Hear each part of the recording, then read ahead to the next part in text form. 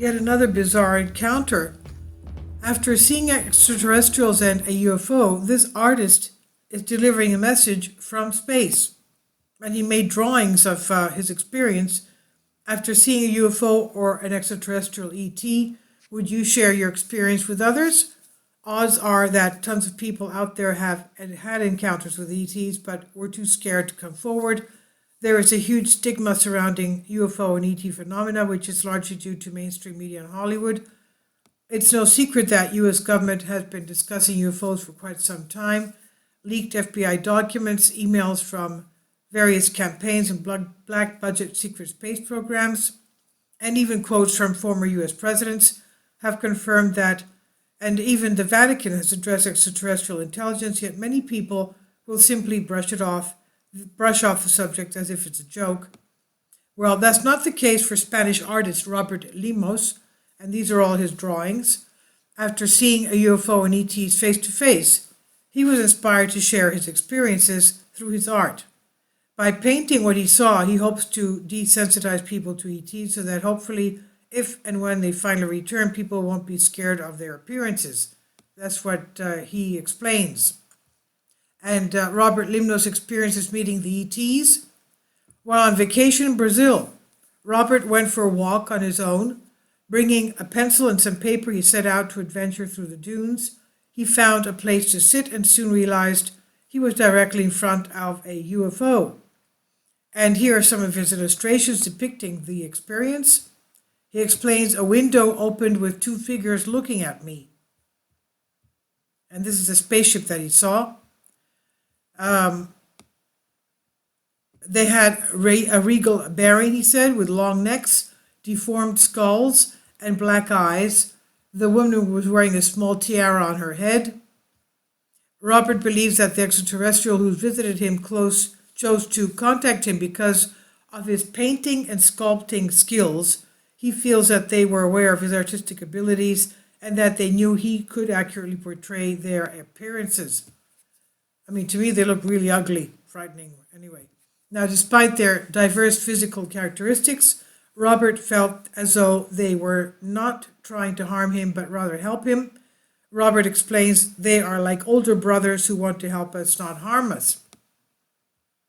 He says, my role is to reduce the fear of them before they make their return. I make this work so that you are not scared of seeing a figure with a long neck and scales. Perhaps in 20 years, people will have seen these figures and they'll say, that crazy man was right. It has not always been easy for Robert. Some of the people, he said, around me understand and accept this, and some don't. I know it's hard to believe. I have to believe a lot of things that I don't see. When I draw them, they become tangible. I'd like to see them again, he says. And you can check out some of his work in the web in the link here if you're interested to listen to his story. Many people seem to think that ET phenomena are a joke, which is primarily due to a lack of disclosure and the stigma surrounding the topic. In reality, there are so many government documents and emails, as well as countless reported human encounters with UFOs and ETs, that it would be ignorant to deny the facts. Now, why UFO and ET phenomena are very real. The following are only a few quotes from high-level government personnel discussing this. There are objects in our atmosphere which are technically miles in advance of anything we can deploy, that we have no means of stopping them coming here, and that there is a serious possibility that we are being visited and have been visited for many years by people from outer space from other civilizations. That it behooves us, in case some of these people in the future or now should turn hostile, to find out who they are, where they come from, and what they want.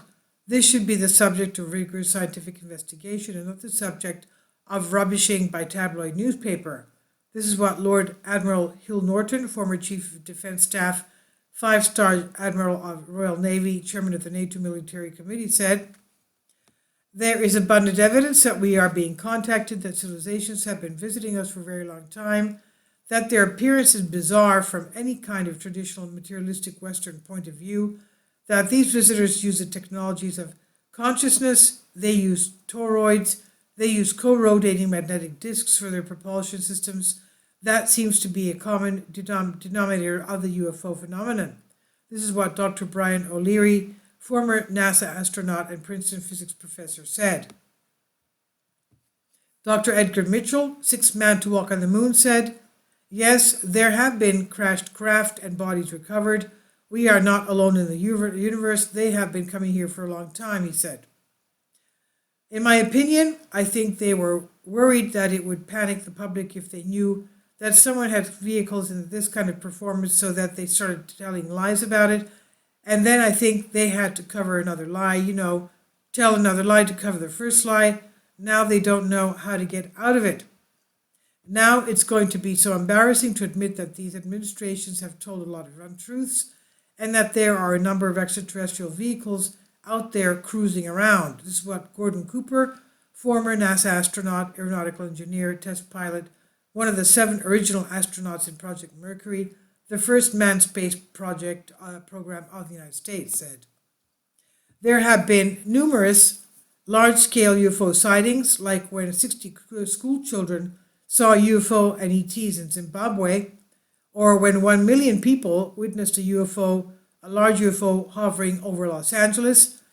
And what we can learn from Robert Limos, the artist here, we can learn a lot from Robert's passion and determination to spread the truth. And we live in a society that thrives off fear. It's precisely why governments use false flag and news like this, why the elite further perpetrate covering things up. So, Limnos' paintings also speak how to use a creative outlet to help understand some of his life's most notable events. Expressing ourselves can be incredibly therapeutic, as it allows us to expose our vulnerabilities and speak our truths, whether they be verbal or not. Expressing ourselves freely not only helps us to accept that what happens in our lives has in fact happened, but it also allows us to truly feel our emotions, overcome them, and ultimately move on. This by Kaylee Brown on Humans Be Free. Please leave your comments. Thank you for your support.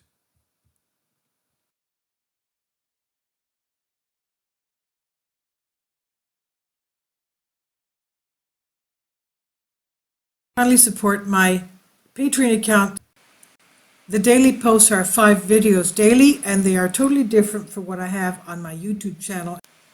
Thank you so much for your support, and that you find all my content so interesting. You'll find the Patreon account details in the description box below.